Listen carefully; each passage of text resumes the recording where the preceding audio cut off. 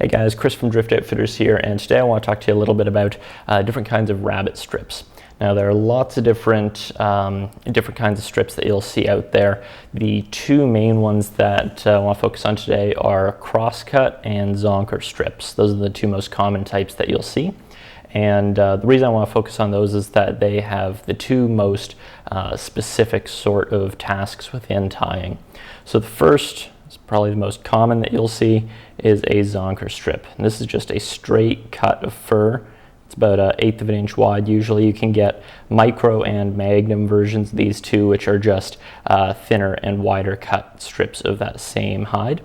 And sometimes you'll find these in other materials other than rabbit too, but rabbit's the most common type. So that's type number one. The other type that I mentioned is a crosscut strip.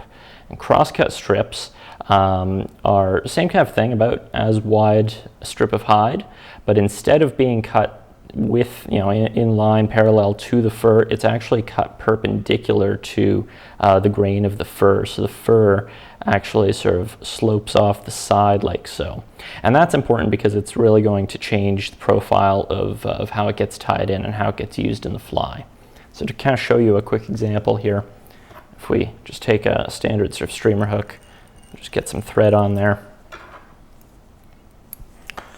A zonker strip, if we tie it in, and sometimes if there's no specification on the package, if it just says rabbit strip, it's a zonker strip. That is the most common type. If we tie that in, like so, you can see that flows straight over the back of the fly, hair stands up, a nice profile. This is how we get your classic zonker pattern.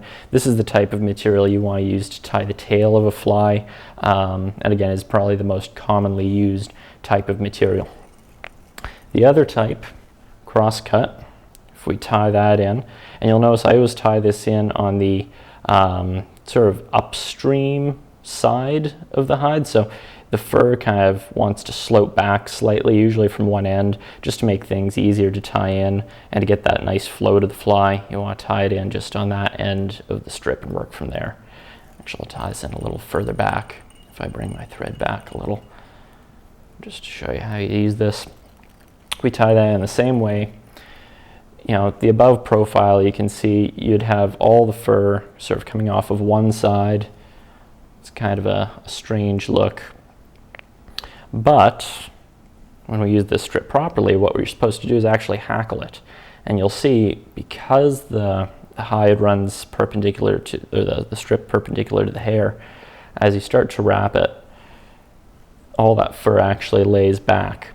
And so if you ever want to do, like a little leech pattern or something like that, where you actually want to wrap the rabbit, get a nice sort of slick, leechy kind of profile, that's how you'd want to do it with crosscut. Now you can actually mix these two as well.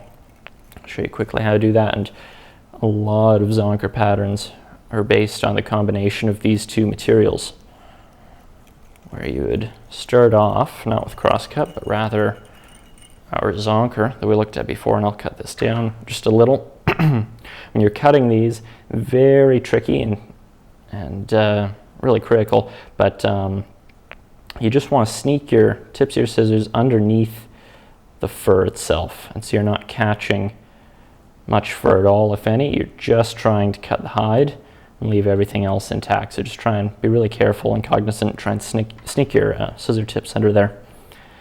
And again, I'm just going to catch it by the end of the hide with that fur sort of sloping away from the eye of the hook, like so. So I'll catch on a little section for a tail there. This is sort of a weird color combination, but just to show you the technique and so it's clear the line between each type of strip. We've got these contrasting colors. I then tied in my crosscut, same way that we looked at before. Now I'm going to start wrapping this. And you'll see the effect. The two sort of blend together, and you just get a really cool, really streamlined sort of leechy kind of shape to it here, or a bait fish, or mix it up depending on the colors, might imitate different things. Come in here, snip off our crosscut. And you can see by blending those we can create that really nice sleek kind of streamer shape. That's the difference between crosscut and zonker strips and how I use them.